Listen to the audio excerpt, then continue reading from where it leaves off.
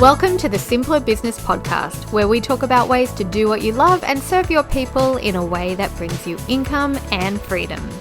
I'm your host, Marissa Roberts. Join me as I chat with my favourite entrepreneurs about how they simplify their biz so that you can simplify yours. As a business owner, you know that running a successful business takes a lot of time, effort, and resources. And if you've been listening to this show for a while, you'll know that I am a big fan of finding ways to make running your business smoother and easier. One option to streamline your business and free yourself up to focus on your zone of genius is to consider outsourcing the simple and repetitive tasks in your biz. The tasks that don't necessarily need your face or your voice or your personality in order to get things done.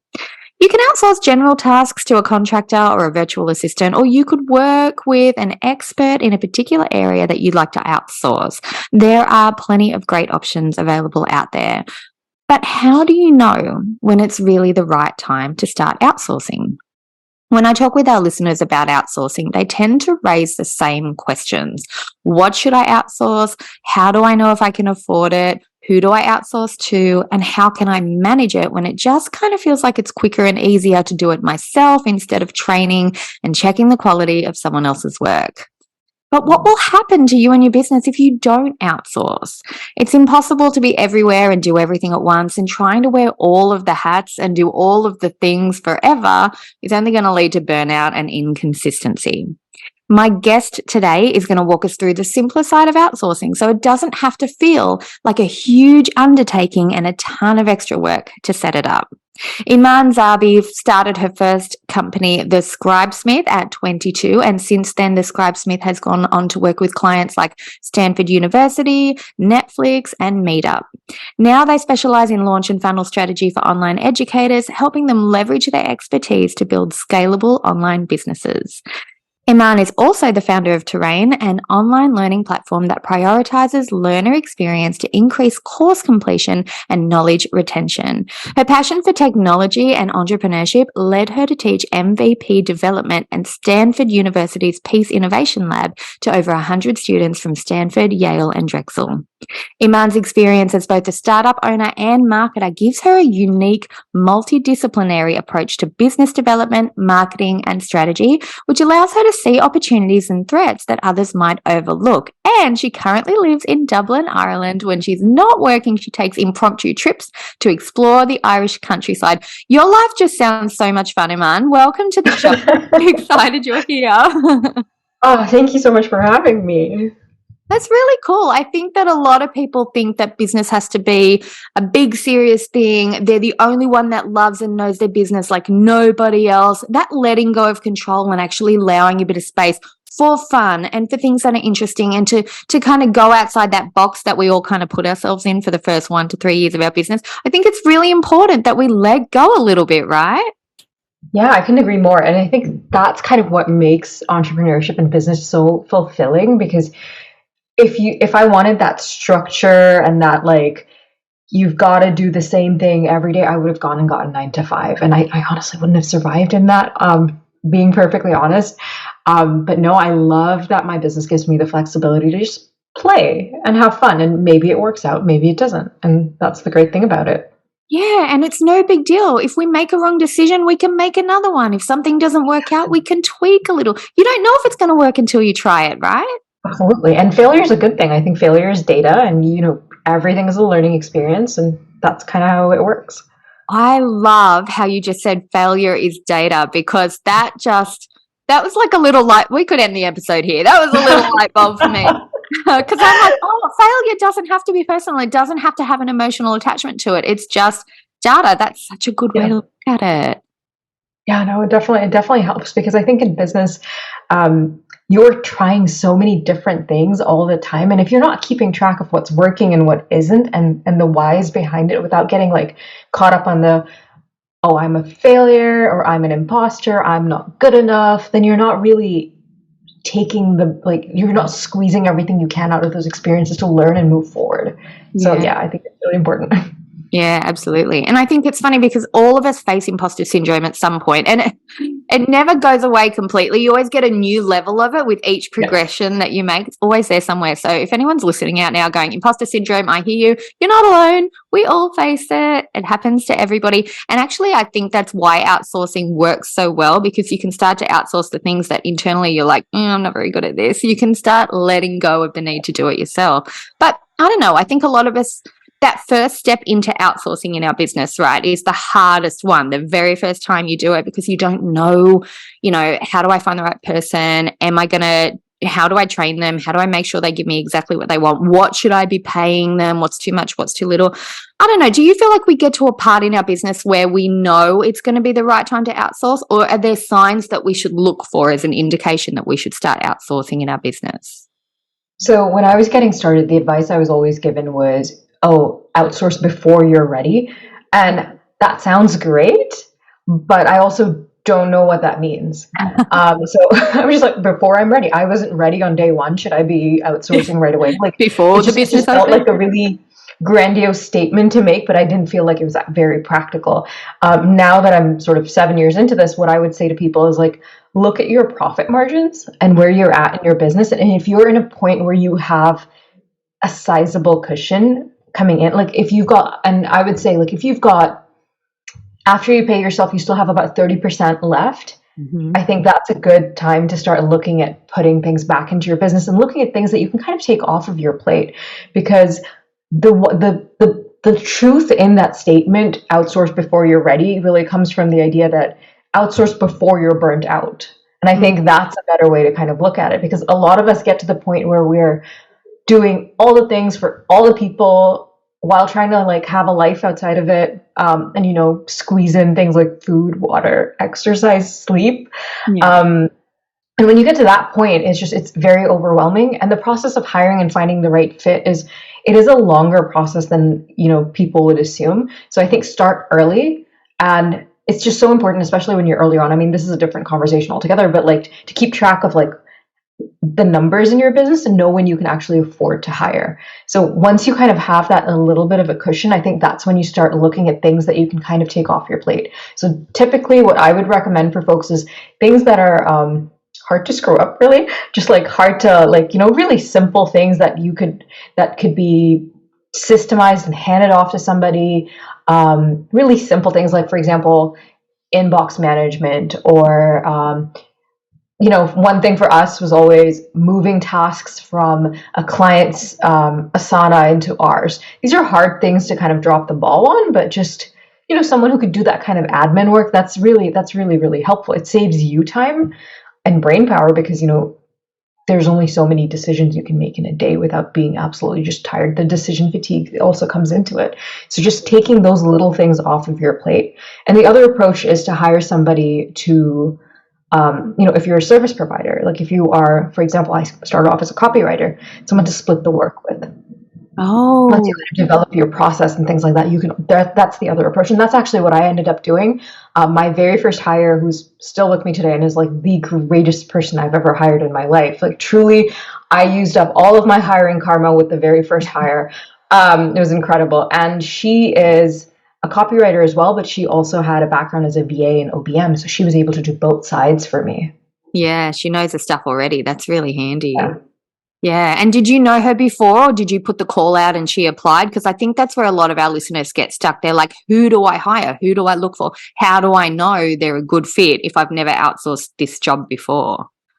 I put a call out. So I had never met her. I'd never even heard of her before. I put a call out in a Facebook group, and I asked, for applications. If I was doing it over now, because groups are a lot more saturated now, I wouldn't actually just post in a Facebook group. When we're hiring now, what we do is we go to LinkedIn, and we put actual job posts out.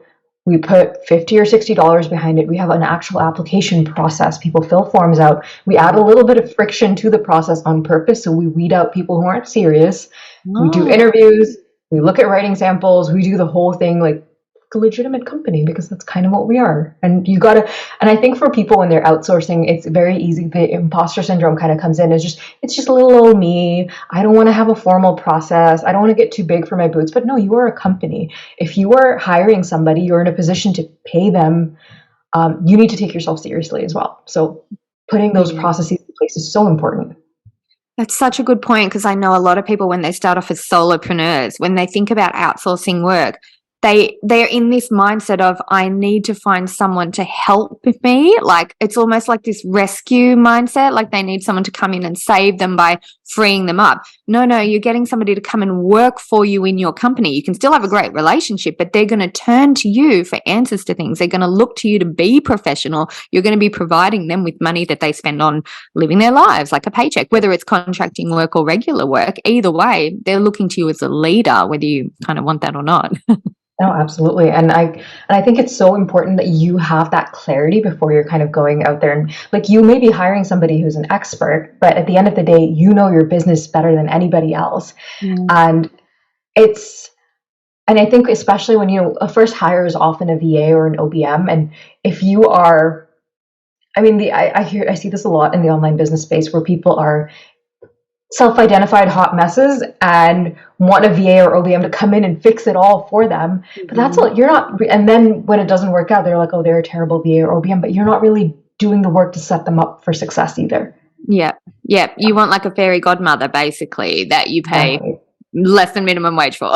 Yes. And then you wonder why they're not committed to your business as much as you are as the business owner, because there's a different dynamic there, right? When you own the business, especially if you've had to bootstrap it for the first couple of years, you're like, no, that's fine, I can make whatever work. But if you've got somebody coming in working with you, they're going to give you the best of their ability, but they need to be compensated well for it and supported well for it at the same time. So that's a whole nother, you got to go from solopreneur to CEO mindset, really, don't you?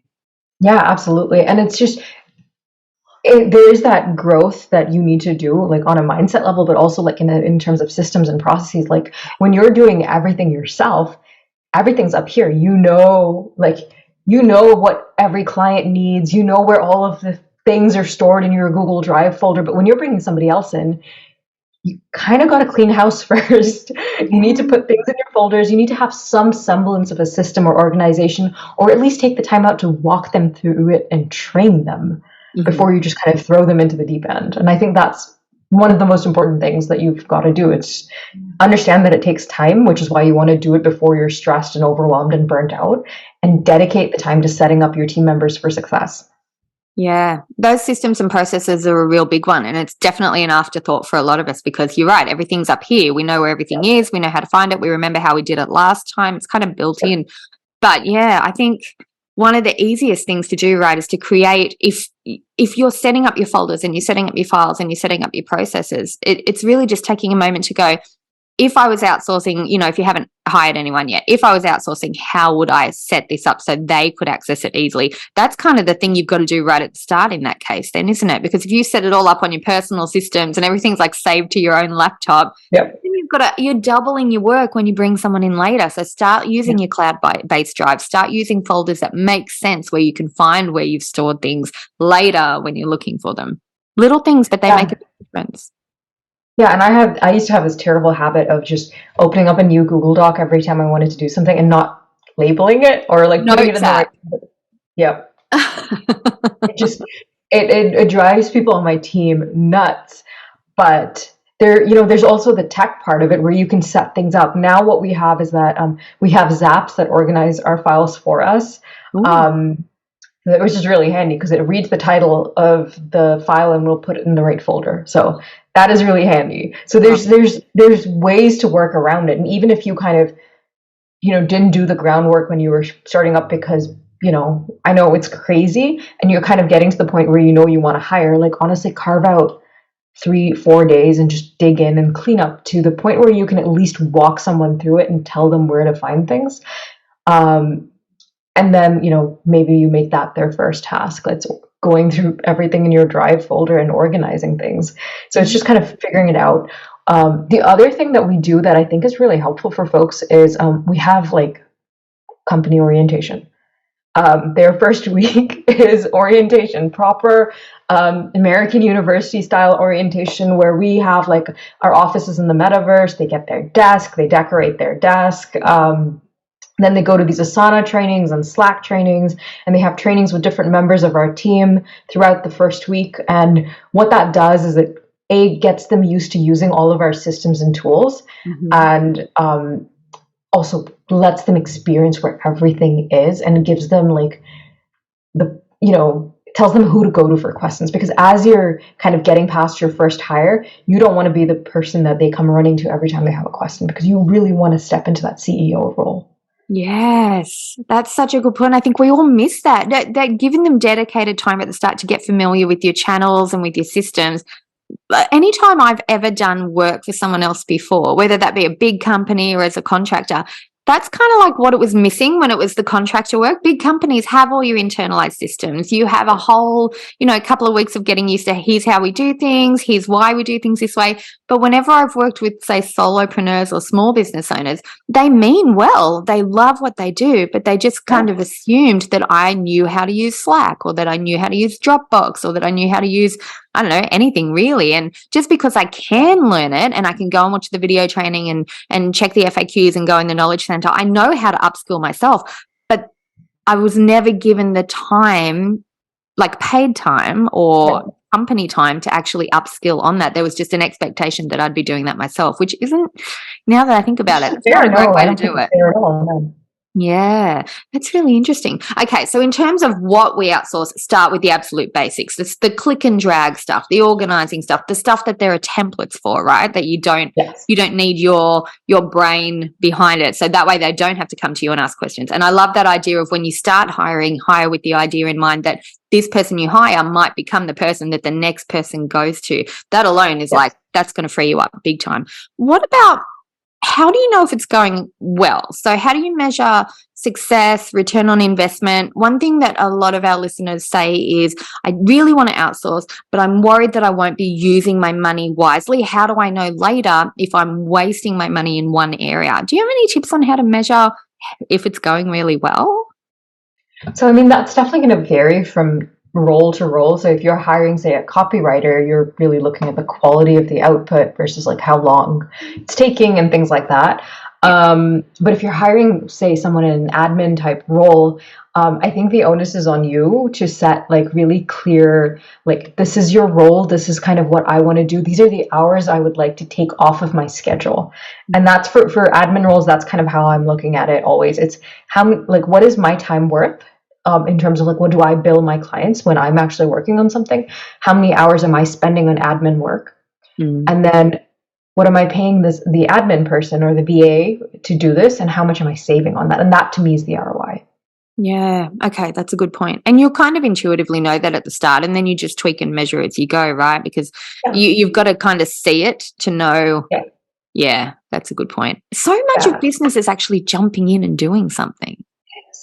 It really is. Yeah, absolutely. And then I think also once you start to grow, just having things like, I know time tracking gets a bad rap, but I think it's so important for you in your business because it lets you see where you're spending your time, but also where your team is spending their time, and helps you optimize for efficiency. I've never gone to a team member and been like, you spent too much time on this.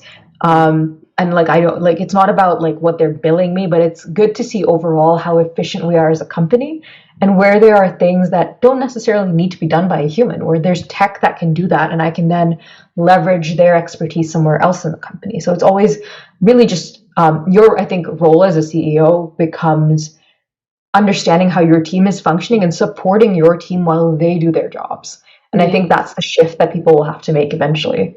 Yeah, I think having that distinction too between remembering that people are here to help you with tasks and help you with your business, but they are people as well.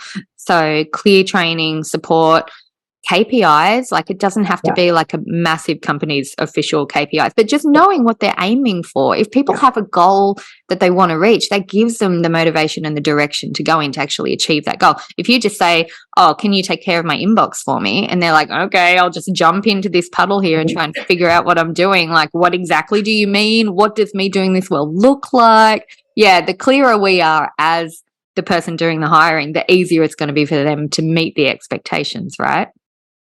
Yeah, and along those lines, also just having realistic expectations because, if someone's coming in and you have your way of doing things, it does take a little bit of time for them to wrap their heads around things.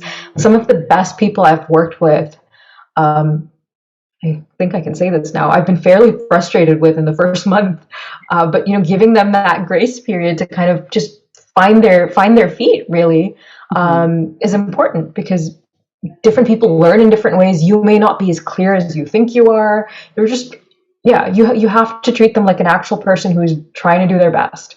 Yep. Yeah, that's a good idea. And not just say to them, hey, I'm bringing you on because I want someone who's going to run my business like it's theirs. Even that's it's not clear at all. It's like, no, we want actual tasks. We want to know where to find what we need to complete the task. And we want to check in with you to see how we're going. I think if you've got those 3 areas covered, you're pretty much going to be okay. And it's going to, give back in the long run because you're going to have people that want to stay with you then, so you don't have to keep rehiring and retraining. I think that alone's a pretty big indicator, right? If you've got people that you're outsourcing to that stay for a really long time, that's really the unspoken indicator that it's going really, really well, right? Yeah, absolutely. And that first hire that I talked about, she's still with the company today. I mean, you've interacted with her. Haley was that She's person, and amazing.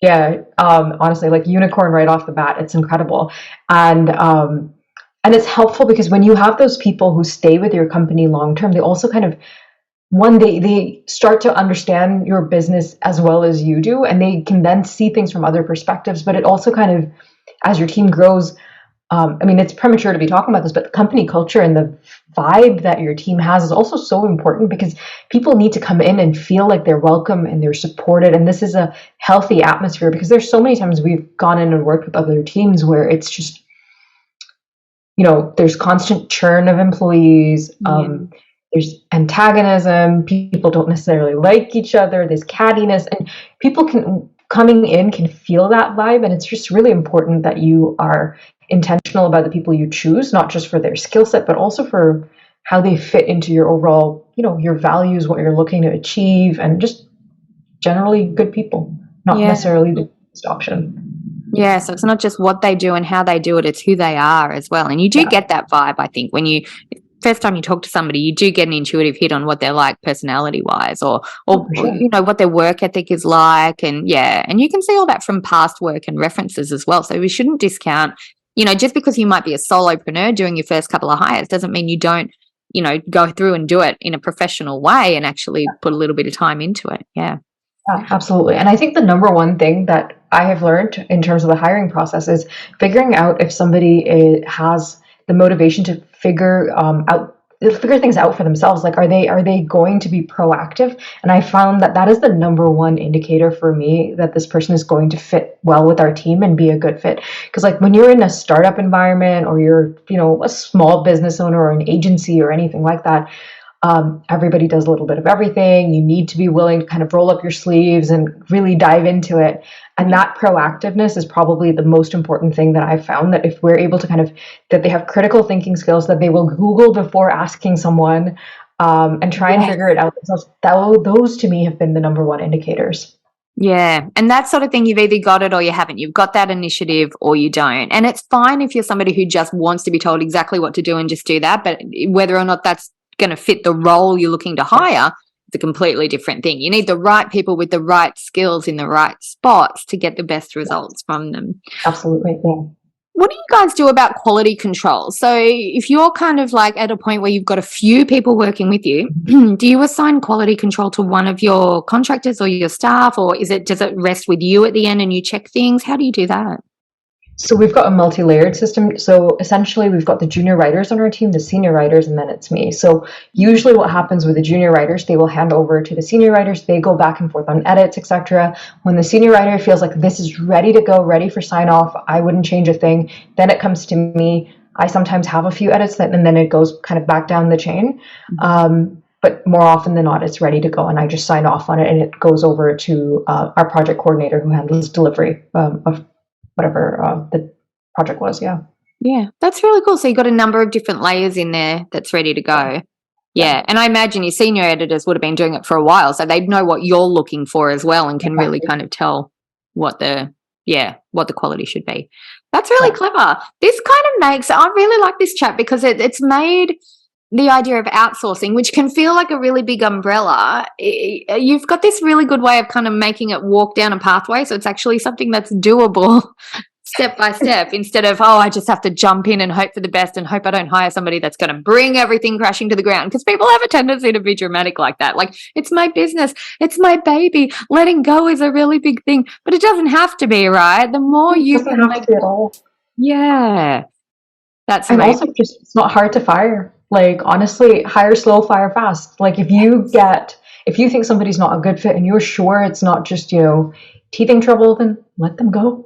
Yeah, that's a good point. And for me, because I'm a bit of a non-confrontational person, like I'm very uncomfortable with any confrontation at all. And I'll be working with people who aren't confronting at all, but I'll be imagining, what if we get in a situation where it could turn that way? I'm just going to avoid the possibility altogether. That's my stuff I've got to work on. That's internal. Nothing else is going to change that. And the more I practice that, the more likely I'm going to be able to handle stuff like that. But even like hiring and firing, there's systems and processes behind that. So it doesn't have to be an emotionally charged activity that you're doing. And do you ever get to a point now where you let other people do the hiring in your business? Or is it always like, no, buck stops with me because I'm the face of the brand? Or how does that work? No, well, it depends on the type of position we're hiring for. But if we're hiring writers, the senior writers make the final call. They may come to me for like input on certain candidates, and we may have a discussion about it. But ultimately, if it's somebody reporting to them, then they make the final call. That's the ultimate goal for me, is to have the outsourcing outsourced. It's a little different for me because most of the people on my team are salaried employees at this point. So they do take a lot of ownership of their roles. Yeah. But if it was a contractor, I mean, Haley is still a contractor. And yeah, she would have complete liberty to just hire whoever she wants if she felt it was necessary. Yeah. Yeah. And that trust factor comes with time and comes with experience and working together. Yeah. Wow. Okay. Thank you so much for all of that. That has been really, really helpful. And I know our listeners who are like, okay, I haven't taken the step before to outsource, maybe this is their time. Maybe they're going to be comfy now to give it a go, not worry about, getting it perfect at the start. Just give it a go. Make sure you've got your systems clearly defined and the way you do things ready to go, so that when you bring someone on, you can just point them in the right direction and then check in with them, not go, okay, now that you're here, what do we do? Because that's a big thing that can happen sometimes. It's been super helpful having you, Eman. Thank you so much. If anybody wants to learn more from you, where's the best place they can find you? Is website the best? Socials, LinkedIn? What do you recommend if they want to see more? So we're most active on Instagram. So our handle is scribesmith.inc. Probably the best place to connect with not just me, but our whole team. We're all on there. But if you want to connect with me personally, I use Twitter. So it's Eman.Zabi. Oh, lovely. I'll put links in the show notes so it's really easy for people to find you all then in that case. And I know you guys have a launch planner app as well that's really helpful. Do you want to tell us a bit about that? Yeah, absolutely. So if you are planning your very first launch for some sort of a digital product and you're, overwhelmed by all of the different moving parts and you don't know how to plan your calendar for it or anything, what it will do is get you to input the size of your list, tentative dates, a couple of questions about your business, and it'll spit out a loose outline for you to follow and all the different bits and pieces you're going to need. So the different types of emails, the sales pages, whether you have a quiz or a challenge, it'll break all of that down for you. I love that. Because a launch is so much puzzle pieces having to be put together. It's like somebody's done the whole puzzle for me in that case. I'm definitely going to give that a go. So I'll put a link to the show notes to that in the show notes as well, so people can use it. That's a really clever idea. And I didn't even think I needed that until you said it just then. And now I know I do. Oh, that's amazing. Thank you so much for being here. I hope everybody listening, you have enjoyed our conversation on outsourcing as much as I have enjoyed speaking with Eman about it. Let us know if you decide to outsource. Come and let me know on Instagram. Come and let Eman know on Twitter. If you decide to outsource, what do you choose first? How do you do it? Are there any hurdles?